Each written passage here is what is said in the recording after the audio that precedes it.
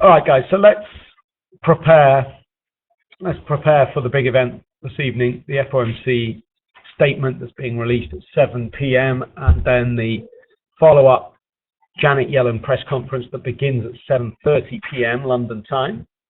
Now, welcome to liftoff day. It is almost certainly going to be the day that the Fed get off ground zero. They've been at zero, the lower bound, since December 2008. You know the stats. If I bring in the chart of the US Federal Reserve funds rate here, you can see that December 08, we hit zero in the dramatic response to the financial crisis. So we're 7 years straight with no change at zero. Plenty of stats flying around. Of course, the last time they actually hiked was June 2006. There were 9.5 years since rates actually went in the upward direction, which is going to make tonight interesting because, well, and not only tonight, and obviously there's a lot of focus on this, the fact it is the first one. You know, I think actually over the next, well, we'll see how the Fed get on, and we'll talk about the risks in a minute. But if the Fed get it right, then it does mean this is the beginning of a hiking cycle. There's a hell of a lot of people in this market of ours that have never traded a hiking cycle or have never even traded a hike. You've got to have 10 years of experience under your belt to have to qualify for being in that group, for that category where you've seen hikes before. And actually, even if you have traded hikes before, this is completely abnormal. We are, unprecedented point in history with regards to economics and monetary policy. And so even if you've traded hikes before, really what's about to happen over the next 12 months, 24 months, 36 months, whatever, it is really unscripted. We're gonna have a very interesting time ahead. But let's talk this through. So I've got this graphic here because it is liftoff, although I think this second picture I'm going to show you is perhaps more appropriate to describe the actual scenario here. This isn't Janet Yellen. I wish it was, but it's going to be the most pathetic liftoff in the history of liftoffs, because we're going to go 25 basis points up, and the trajectory of the rate hiking cycle over the next X number of years is going to be at the slowest rate in history. So we'll talk about that in a second.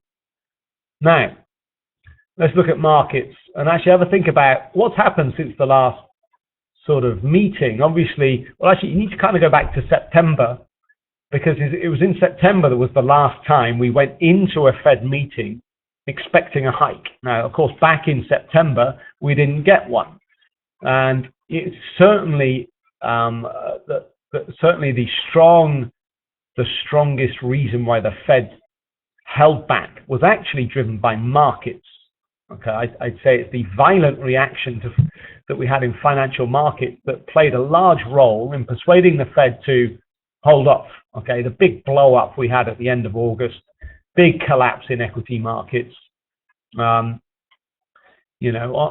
ongoing moves lower for commodities and etc., all driven by things like China risk as well as Fed rate hike risk, by the way.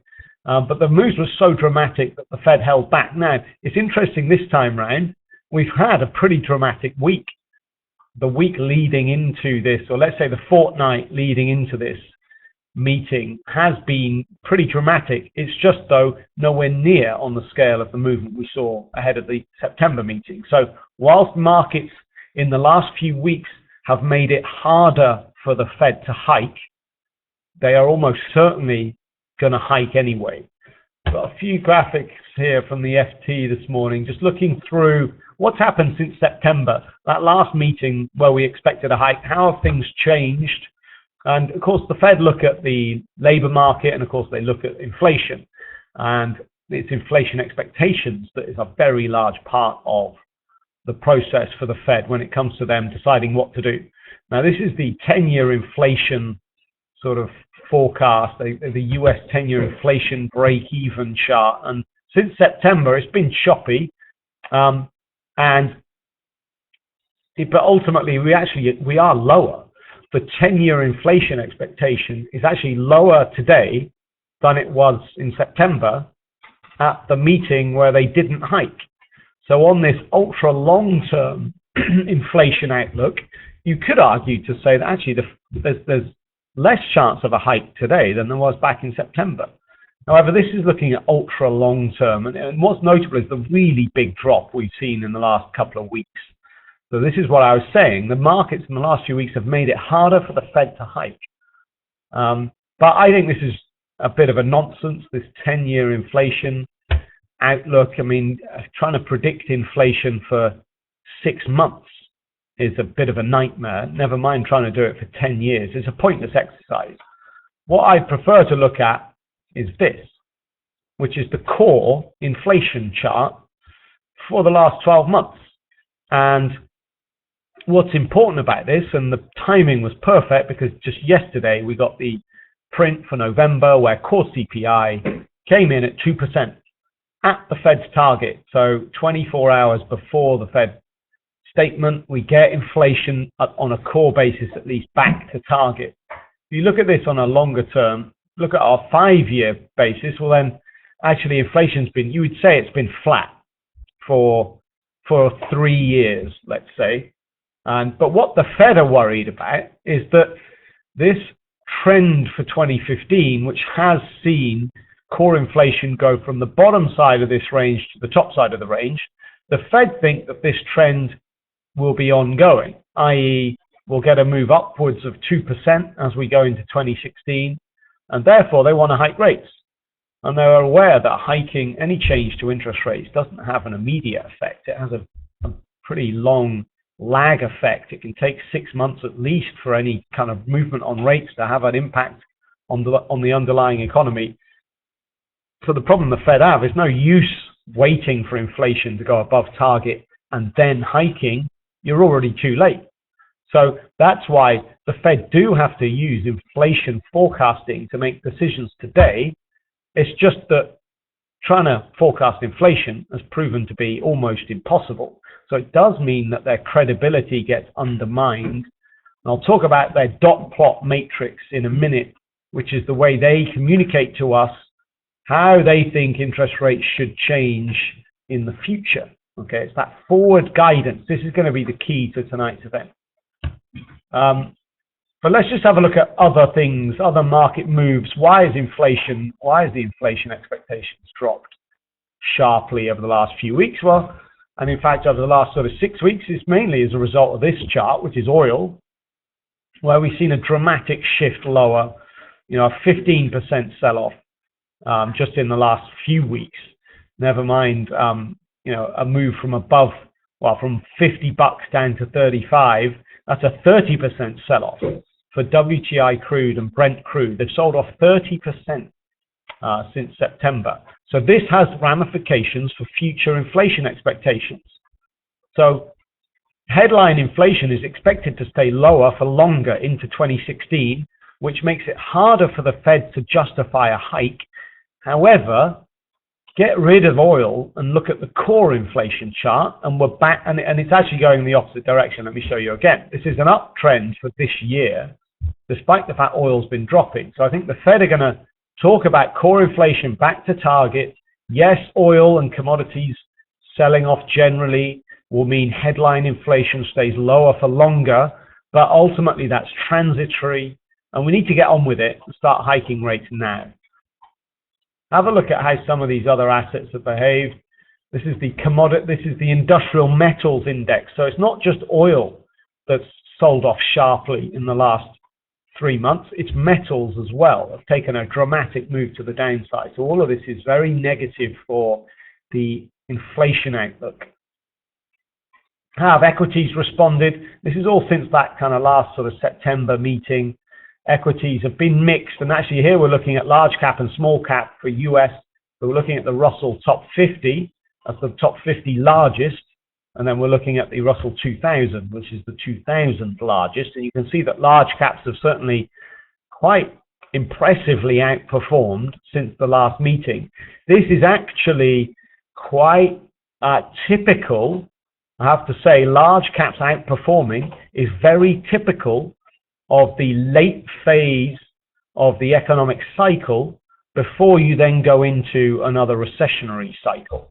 So you're getting a lot of flags come up to suggest that we're about to have another recession in the US. Whether it's 2016 or whether it's 2017 or whether it's 2018 is obviously up for debate, but this is one of the key risks the Fed have. If they start hiking, and if they hike too fast, they will make sure that recession happens sooner rather than later. But then the problem is, well, if we're going to have a recession, we need some ammunition to try and stimulate the economy out of recession. But we don't have any ammunition at the moment because rates are at zero. So we need to build up some ammunition ready for the recession. But ironically, in trying to build up ammunition, they might create the very recession that they're worried about. So this is the unique problem that the Fed face. If we look at the S&P 500, then actually we're not far off unchanged compared to September. We've been lower and we've been higher, and now just over the last couple of weeks lower again, but we're not far off the 2000 handle, which is, and I know we've bounced quite sharply in the last sort of 24 hours, but we're sort of back up around 2050, of course, but we're not too far changed, it would be said. But from a global equities point of view, it's a different story in that emerging markets have been heavily damaged. We're almost back to the lows of the year, set back in that sort of big August sell-off, whereas mostly on average, equities are unchanged. If you're checking out the currencies, well then certainly emerging market currencies have been trending lower and are weaker. And certainly the renminbi over the last few sessions, for the last week or two, has been grabbing the headlines as the People's Bank of China engineer a cheaper currency. We've definitely had dollar strength into this meeting, apart from against the euro, where of course you've had euro strength that's overridden that as a result of Mario Draghi. But look, this is just some of the moves going into this meeting this evening. Let's have a look at a few graphics. We've got a couple of things here from a couple of charts I want to just use. This one's from Deutsche Bank. So what's going to happen tonight? Well, actually, let me just scroll down and use the next slide first, just to talk about work. And they're just saying, so at 7 p.m., you're going to get the Fed statement announced. So this is a two-day meeting, remember. They were meeting yesterday. They've been meeting this morning. And at 7 p.m., which is, of course, just after lunchtime on the East Coast, at 7 p.m., they deliver their statement. And then this is precisely at 7 p.m., and you'll get a series of headlines, okay, flash up on news feeds. And this will be a summary of the meeting and the decisions they've made. So if they raise interest rates, we're going to find out at 7 p.m., okay? We will also find out whether or not they've altered economic projections. So this, most importantly, will be GDP and inflation expectations. Have they changed their forecast for 2015? Have they changed their forecast? I'd say more importantly, now that we're near the end of 2015, it's more about the 2016 forecasts. Do they change GDP, or I would say more importantly, do they change inflation forecasts for 2016? If they lower their inflation forecast for 2016, that could be significant. It could be a way of them communicating to us that rate hikes next year are going to be slower than they have previously indicated. Then we're going to get what I believe will be the single most important element of this entire event, which will be the Fed dot plot matrix, and I'll talk about that in detail in a second. But this is where the Federal Reserve members all individually predict, put a dot on the plot. They predict where they believe, if it was up to them and them alone, where would interest rates be at the end of 2015? Where would they be at the end of 2016, 2017, 2018, and in the longer run, okay? This is the Fed members themselves. Right now, today, where do they see the interest rate trajectory going, okay? I'll talk about this in detail in a second. This is all coming at 7 o'clock. You can appreciate here we get an avalanche of information flow. It's the full statement. It's changes to projections, GDP and inflation, and unemployment. Not that that's particularly important, given that it's back to pre-crisis levels. But then it's the dot plot matrix, all coming at 7 p.m. in one dump of information. It's going to be a tricky one to navigate through if you're trading this. Then at 7:30, we have the live press conference where Yellen will read out the statement that was announced at 7, and then more importantly, she'll have a Q&A session and answer questions from the financial press. I think the way this is going to pan out, and what has happened certainly in the past, is that you tend to get a more hawkish 7 p.m. event. The statement and the dot plot matrix will be on the hawkish side, with then Yellen being more on the dovish side at her press conference. She is more dovish than the average FOMC member. So typically I would expect to see, if anything, a mildly hawkish reaction at 7 o'clock in markets, followed by then a reversal and a more dovish reaction at 7:30 onwards when we get Yellen speaking. That would kind of be my prediction at this point, but it's going to be very tricky. Let's go back to some of those Deutsche Bank. Oh, oops, sorry, hang on. That was supposed to be my last screenshot. I'll come back to that. Here we go. This is what I want to show you. So at 7 p.m., this is what's going to happen. They are going to hike interest rates. They're going to hike interest rates by 25 basis points, okay? If that doesn't happen, then forget about everything else. Everything that I'm about to talk about really becomes irrelevant. Well, not irrelevant, it becomes significantly less important. If they do not hike rates, this will be the big event, all right? This will be the Draghi equivalent, when Draghi delivered a package of policy a couple of weeks back that was way below market expectations. We got dramatic market reaction. The only way we're going to get really dramatic market reaction tonight is if the Fed do not hike. That would be, so far off the expectations that you're going to see big movement. I'm not sure it's even worth talking about what would happen. We might as well do it just very quickly because it's so unlikely. But just in case, if the Fed do not hike, okay, that's dovish, of course, because we're expecting a hike. So if they don't hike, you're going to get dollar weakness. If we just maybe looked at the euro dollar, you're going to get dollar weakness across the board. And actually, now that I brought the euro dollar chart up, you'll probably get the least dollar weakness against the euro than you would against other currencies. And that's because we've already had dollar weakness over the last couple of weeks because of the ECB. But you'll still get dollar weakness. Let me maybe just bring in a cable chart here as well. We haven't had dollar weakness against cable in the last couple of weeks. It's been quite flat. So here you get a much bigger reaction. And so you'd see this thing go through the roof. And the 155 handle, that's 500 pips, but that's a key top that we had back in October. It would be such a significant event. The 155 handle for cable is not too far away. If you get no hike, okay, that would be a dramatic event. But you get dollar weakness across the board.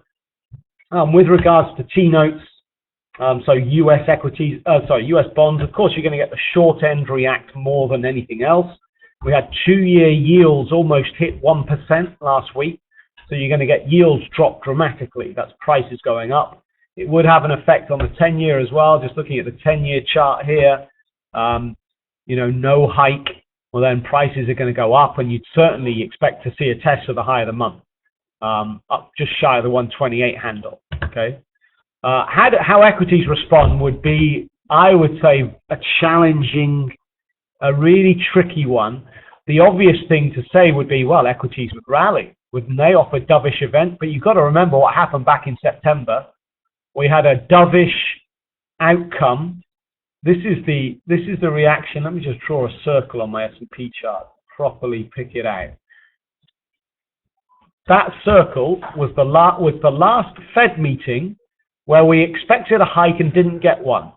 And what happened at 7 p.m., we got a dovish reaction with a risk-on rally, and the S&P rallied reasonable amount. We rallied a good 15, almost 20 points to the upside. We rallied. However, by the close of the session, just a couple of hours later, we reversed the entire lot. So no hike in September was initially positive for equities, but then it turned into a big negative, and you can see what happened over the next month.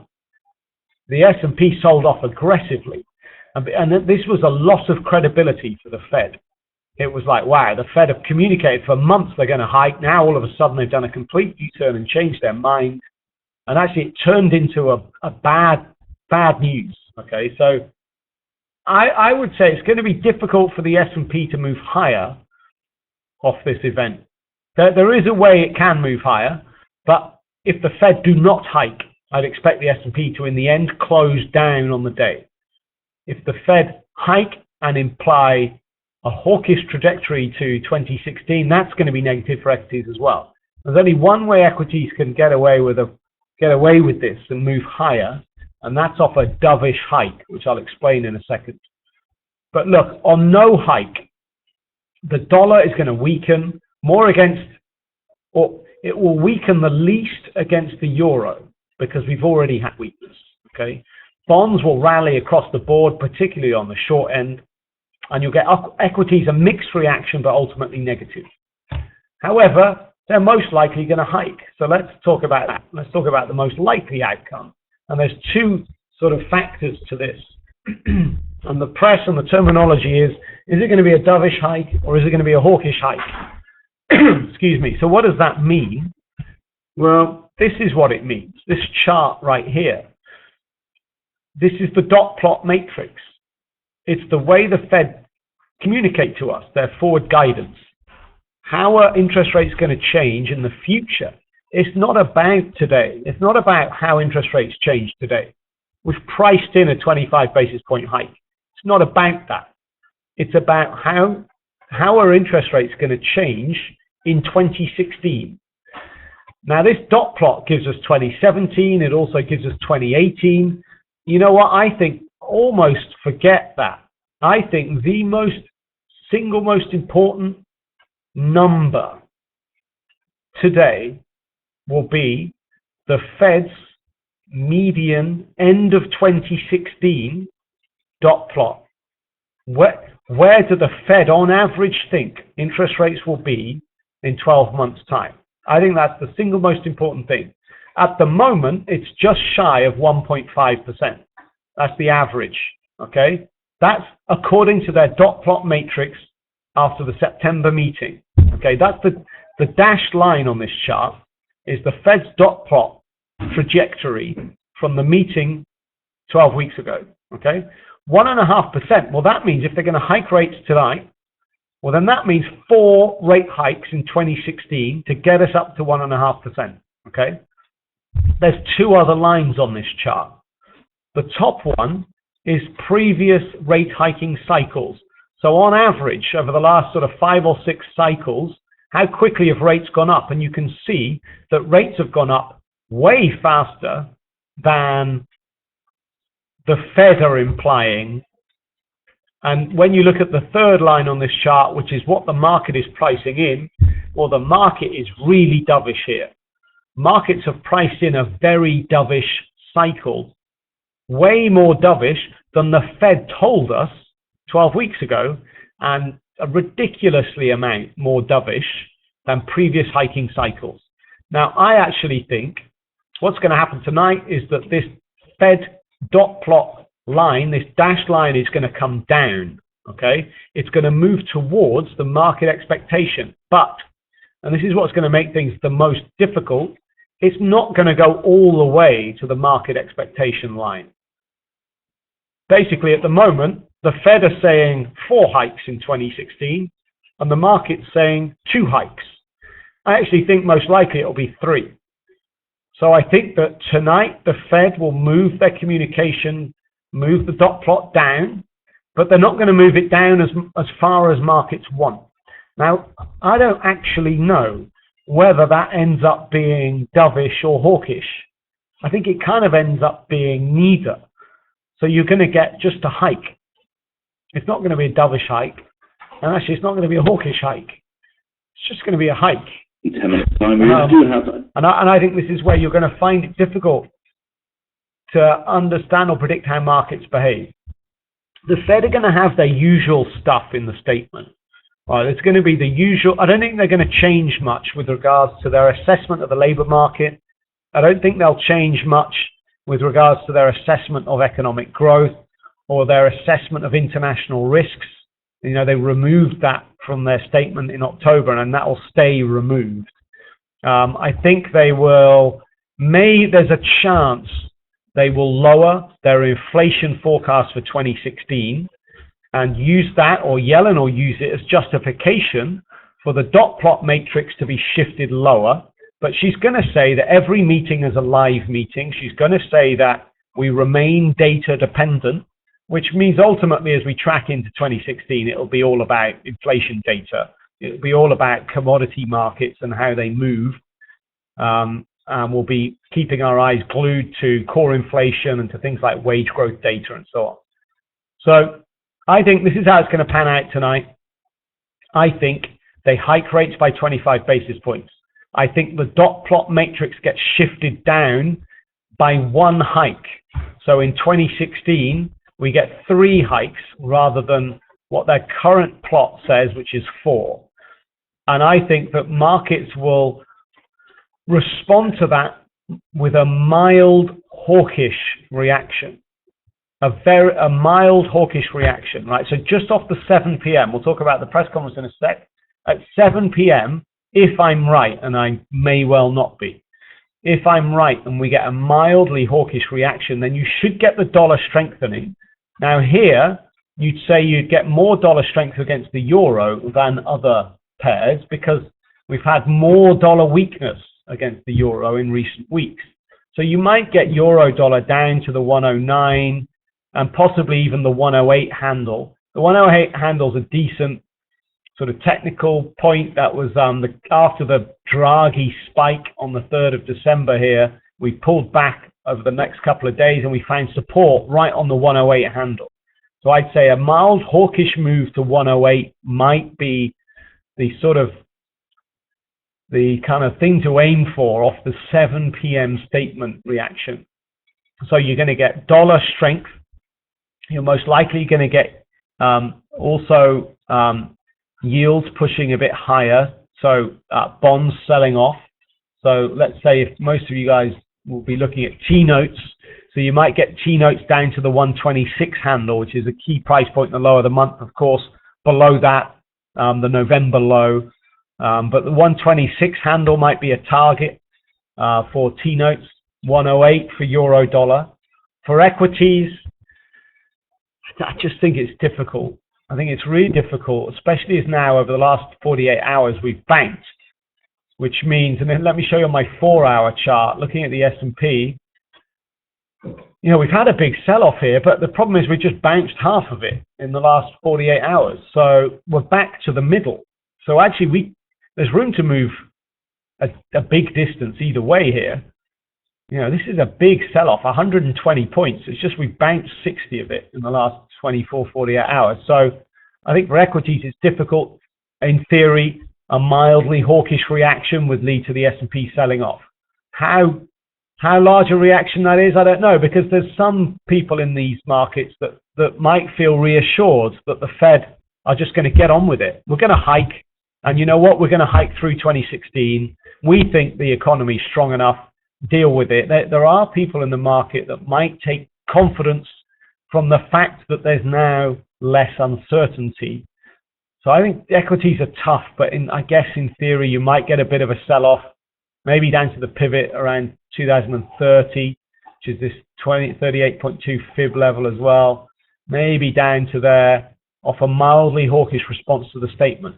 However, then be prepared for Yellen to reverse some of those moves in her Q&A. Okay, so Yellen in her Q&A, Yellen being more dovish than the average Fed member, might